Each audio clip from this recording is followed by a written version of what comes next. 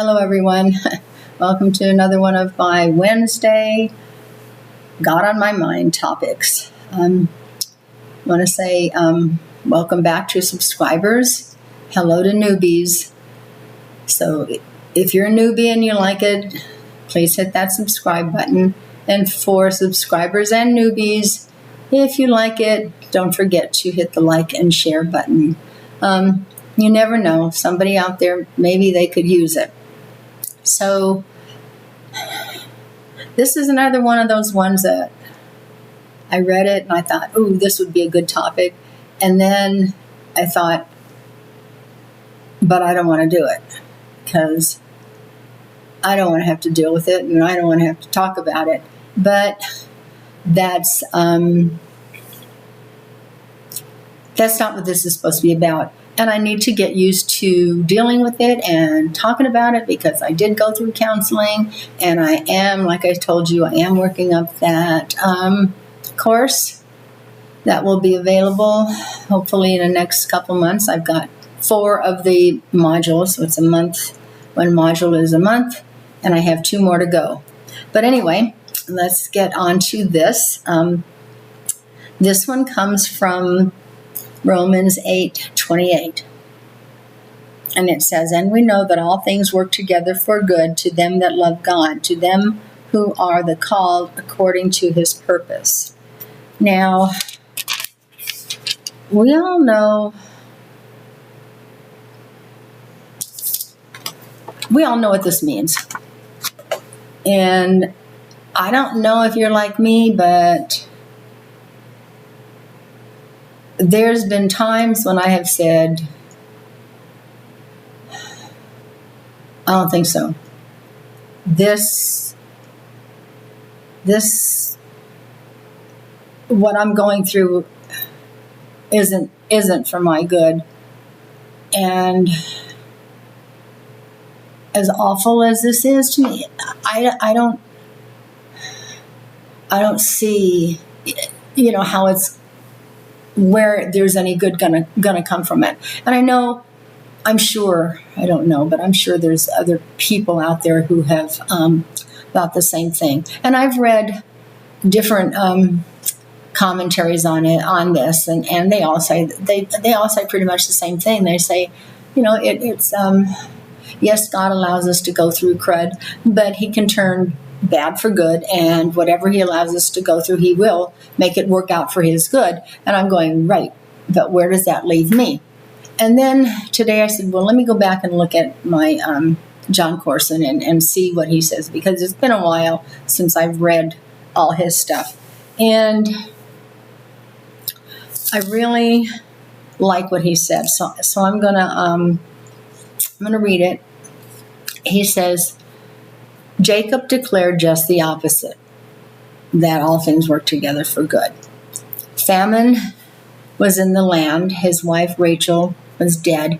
He thought his beloved son Joseph was dead as well. His oldest son Simeon was being held hostage in Egypt. And the man in charge was saying, I will give you no more supplies until you bring your youngest son Benjamin to Egypt. It was more than Jacob could bear. All things are working against me, he said. And this is from Genesis 42:36. And that's exactly what I thought. This isn't for my good. It's hurting, it's harming, it's working against me. But then what happened? In the succeeding chapter, he did indeed send Benjamin to Egypt. Why? John Corson says, I suggest it was because even though he was murmuring, complaining, and doubting, Jacob knew Benjamin would come back, that things would work out, that everything would be okay. Otherwise, he never would have allowed Benjamin to go. Well,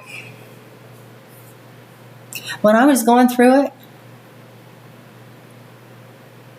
I can't say like Jacob that he let it happen because he knew that Benjamin would come back and all things would work out, that everything would be okay. I know I didn't think that. And he says, so too in the times we have, like Jacob said, everything's working against me.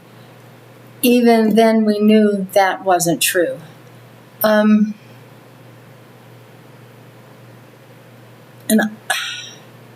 I know I didn't think that when it was happening.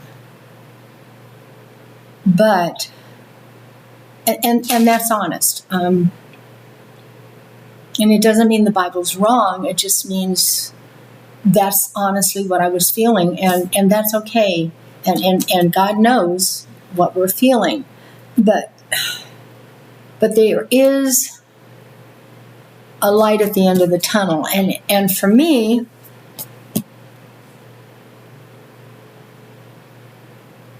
it was at the end of the tunnel. It was after all the counseling, which I've said before was very difficult, very uncomfortable.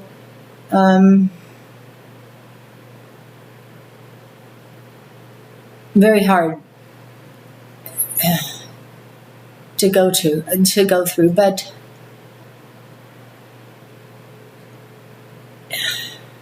in the end, what I realized was that what I had been blaming myself for all that time wasn't my fault. And now I know, and I've told people this before, I know if I hadn't gone through it, I wouldn't be able to talk to people about it. And I've told people that all the time, why did I go through? Why did I go through? Why did I go through? Because hard as it was, now you can help people. Because people don't listen to someone tell them they can get through this or get through that unless that person has been through it themselves. Because if you haven't gone through what somebody's gone through and come out through the other side, you can't, they're going to say, yeah, right. How do you even know? How do you know what I've gone through? How do you know what I'm thinking? How do you know what I'm feeling? And how do you know it's going to be all right? Because you've never walked in my shoes. You've never been there. But when you can say, for whatever situation it is, and for me, I can say, I walked through it. I've been there. I hated every minute of it. I didn't see a way out.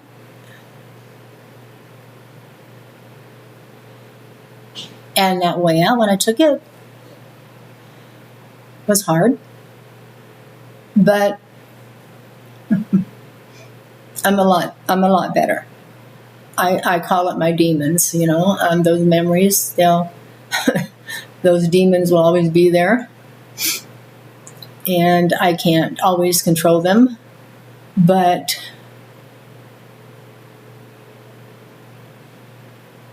in a way I have. I mean, they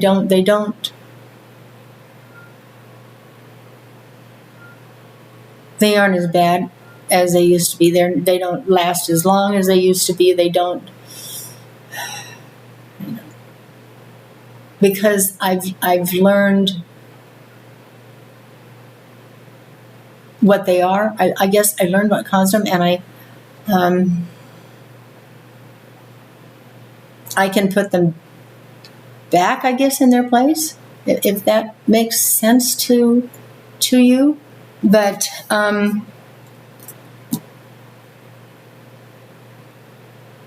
so when he says, we see how God has worked everything together for good previously, hindsight's 20/20. It doesn't mean I like the hindsight. I definitely didn't like the way the soup was mixed up back then, the way it tasted and the way it looked.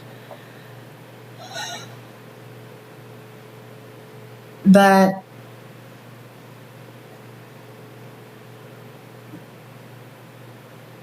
there's understanding.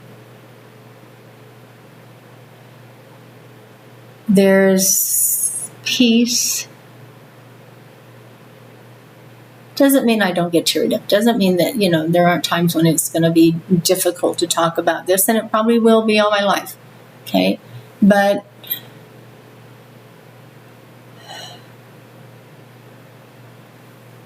there's a focus for it.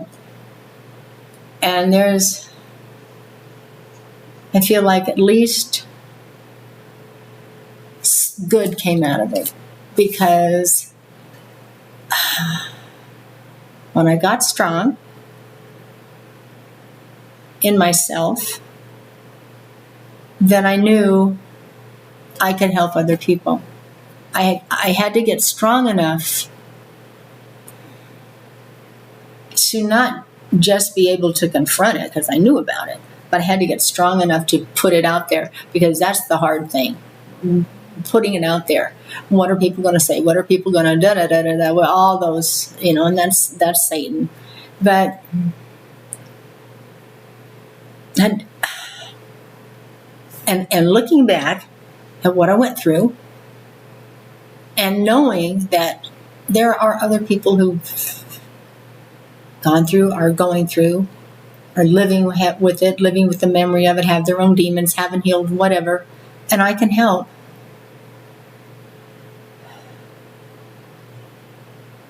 Then that's an uncomfortableness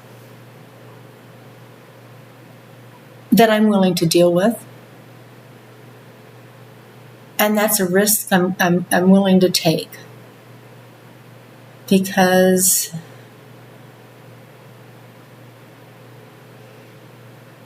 I don't care, I guess, anymore if other people say, well, it's you should have, you didn't, but that's not the point for me. I've been down that path. I know better. I know, okay? It worked out for good, because I can help. I'm not a psychiatrist. I'm not a psychologist. But this particular path I've been down for many, many, many years. Hello. Okay. So I know when I do this course, it's mainly it's addressed to women, but I know that there are men, obviously not the same issues in terms of what their demons are, okay? But they have their demons too. So when I get this course put out there, hopefully in a couple months, because like I said, I've got 4 months done. I'm looking at doing the last 2 months. I will let you know. And next time I will probably have hopefully God will let something else jump out at me, and I'll have one of my regular God on my mind topics. Next week, again, next Wednesday, I won't do it. It'll probably be, I don't know, Thursday or Friday, because we've had so much craziness. We've had a funeral, we've had this, we've had all of that. So we are taking a break, and we are going to just go and relax. So you won't get one of these next Wednesday, but I haven't left you, and I haven't deserted you, and I will be back. And I thank you and appreciate so much that you haven't left and you haven't deserted me. So I hope you have a blessed rest of your day. Until the next time, God bless.